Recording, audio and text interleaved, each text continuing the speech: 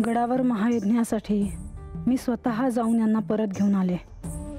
सारं काही यथोचित पार पडलं, पण तरीही मन शांत नाही. मला माझ्याच मनाचा थांग लागत नाही. देवांना आता कशासाठी विरोध करू नये असं वाटू लागलं आहे. हे असे का होते आहे?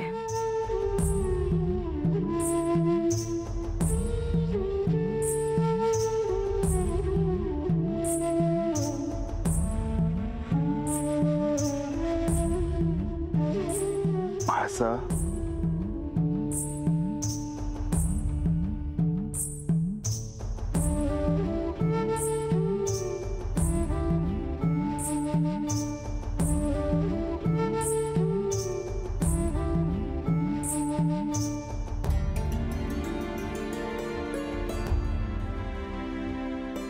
म्हाळसा,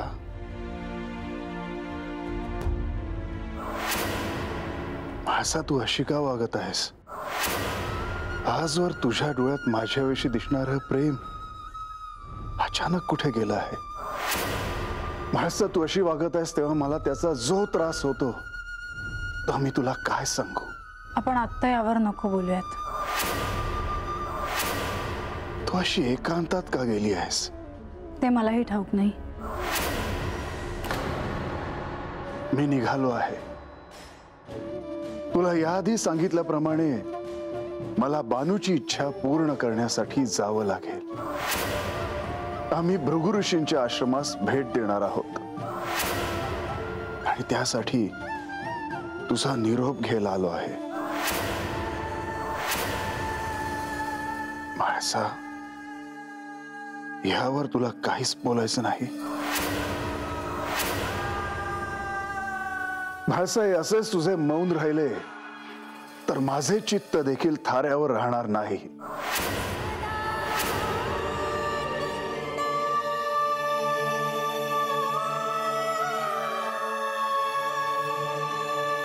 म्हाळसा,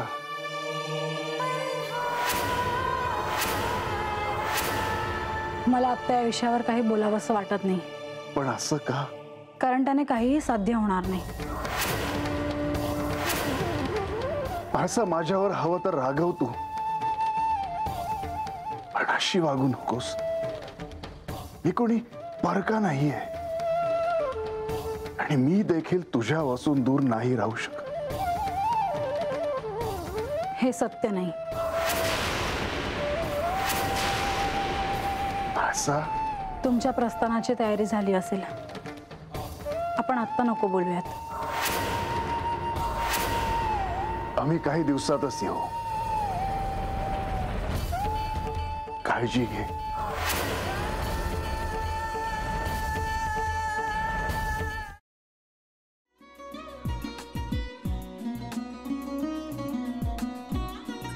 लावू का? असाच लावू ना?